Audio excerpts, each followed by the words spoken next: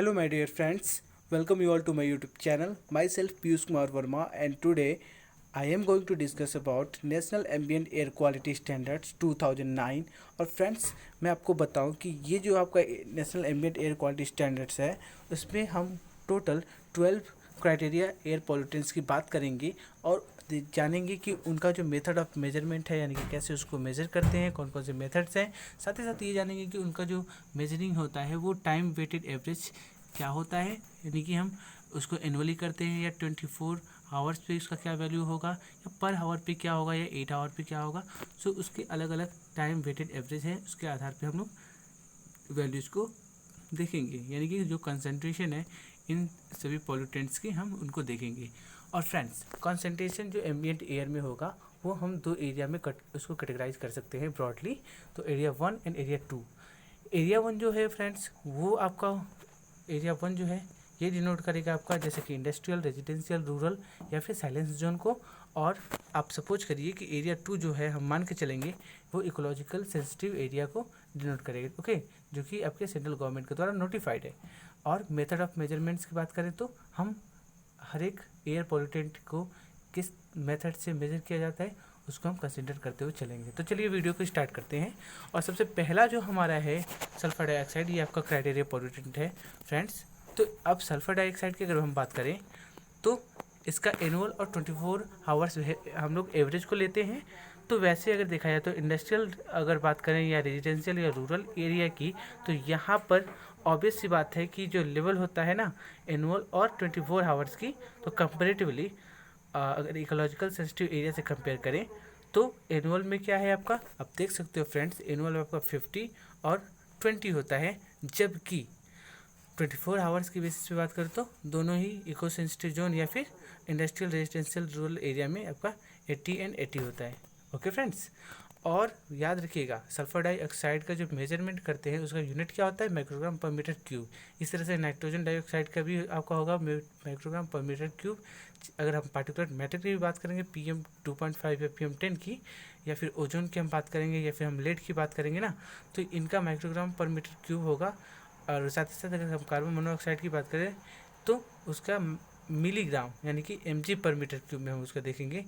बहरहाल अगर हम जैसे अमोनिया की अगर बात करें तो अमोनिया का जो यूनिट है, तो यूनिट का भी ध्यान रखना है आपको, वो माइक्रोग्राम पर मीटर क्यूब होगा। और बेंजीन है तो बेंजीन भी आपका माइक्रोग्राम पर मीटर क्यूब में ही मेजर किया जाता है। जबकि बेंजोपायरिन की अगर बात करें तो पार्टिकुलेट फेज में अगर वो है तो उसको नैनोग्राम पर मीटर क्यूब में हम लोग मेजर करते हैं।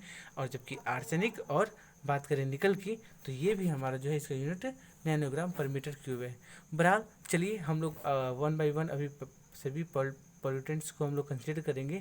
सो हमने बात करी अभी सल्फर डाइऑक्साइड की, तो सल्फर डाइऑक्साइड का जो है लेवल आपने देखा कि एनुअल और 24 आवर बेसिस पे क्या होता है। और फ्रेंड्स, इसको जब हम मेजर करते हैं तो इम्प्रूव्ड आपका वेस्ट एंड ग्रीक मेथड की मदद से या फिर आप अल्ट्रावायलेट फ्लोरेसेंस की हेल्प से आप सल्फर डाइऑक्साइड का अमाउंट कैलकुलेट कर सकते हैं। ओके, नेक्स्ट आपका है नाइट्रोजन डाइऑक्साइड। सो फ्रेंड्स, इसका एनुअल एंड 24 आवर बेसिस की बात करें तो एनुअल में अगर देखा जाए तो आपका जोन 1 में 40 होता है, जबकि जोन 2 में आपका है 30। और 24 आवर्स की बात करें तो दोनों ही जोन में आपका 80 होता है वैल्यू। एंड इसको अगर देखा जाए तो मेजर कैसे करेंगे, तो इसको मेजर करने के लिए आपका जैकब एंड हॉन्सियर मेथड होता है, और साथ ही साथ आपका गैस फेस केमी ल्यूमिनेसेंस, जिसके द्वारा आप मेजरमेंट कर सकते हैं। ओके, अब अगला जो आपका है फ्रेंड्स, अगला क्या है आपका particulate matter PM 2.5 and PM 10 की हम बात करते हैं। तो फ्रेंड्स, PM 10 की अगर हम बात करें तो उसका एनुअल अगर हम ले लें या 24 आवर्स बेसिस, तो दोनों ही जोन यानी कि फर्स्ट एंड सेकंड दोनों ही जोन में हम लोग अगर बात करें तो क्या होगा, तो फर्स्ट जोन में आपका 60 एनुअल बेसिस पे, और जोन 2 में भी आपका यानी इकोसिस्टिव जोन में इसका वैल्यू 60 होता है। अगर एवरेज 24 आवर की अगर बात करें तो 24 आवर में PM 10 की वैल्यू दोनों ही एरिया में 100 होती है। ओके, और मेथड क्या होता है आपका, तो gravimetric method, TEOM method and beta attenuation method का यूज़ किया जाता है।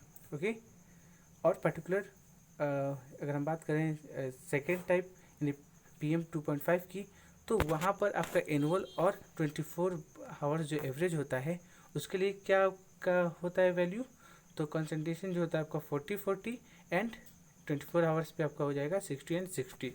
एंड इसका भी मेथड आपका सेम है जो कि आपका PM10 के लिए था, gravimetric, TEOM method and beta attenuation method. ठीक है फ्रेंड्स, तो अब हम आगे बढ़ते हैं और अगला जो है आपका वो है ओजोन। ठीक है, तो ओजोन क्या होता है, ओजोन जो है आपका इसको भी हम माइक्रोग्राम पर मीटर क्यूब में ही मेजर करते हैं इसका अमाउंट। लेकिन ध्यान रखने वाली बात क्या है फ्रेंड्स कि यहाँ पर ओजोन जो है ना वो डे टाइम में ही फॉर्म होता है, आपको ये बात ध्यान रखना होगा।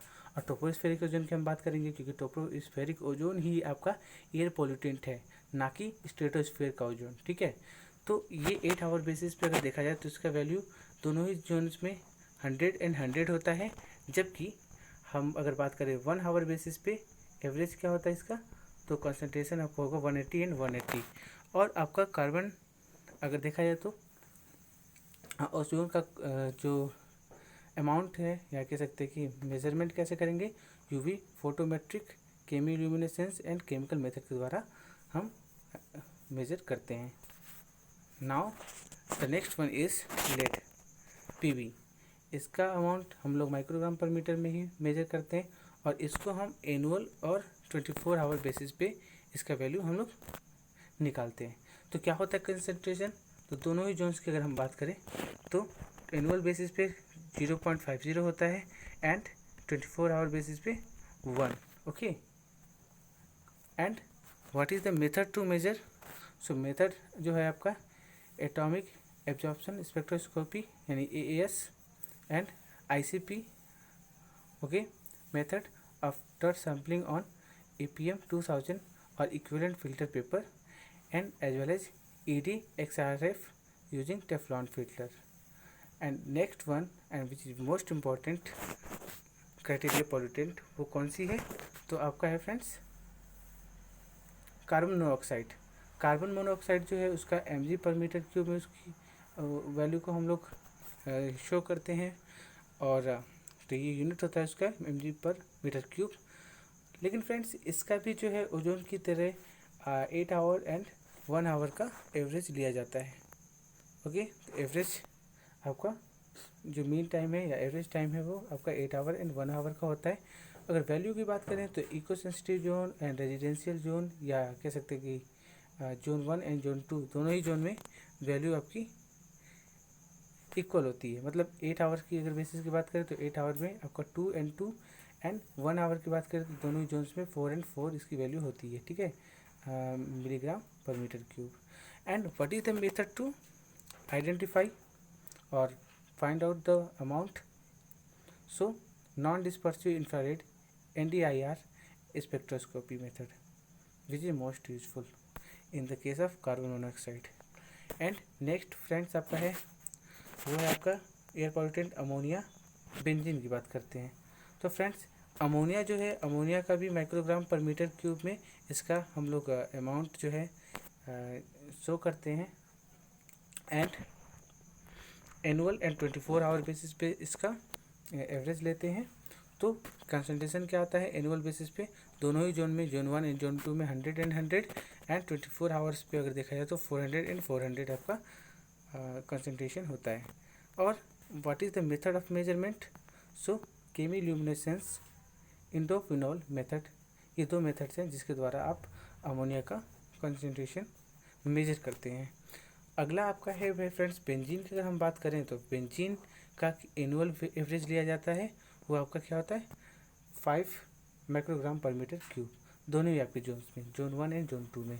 और अगर बात करें method to measure, so measurement का जो मेथड होता है वो गैस क्रोमेटोग्राफी GC होता है, based on continuous analyser and adsorption and desorption followed by GC analysis.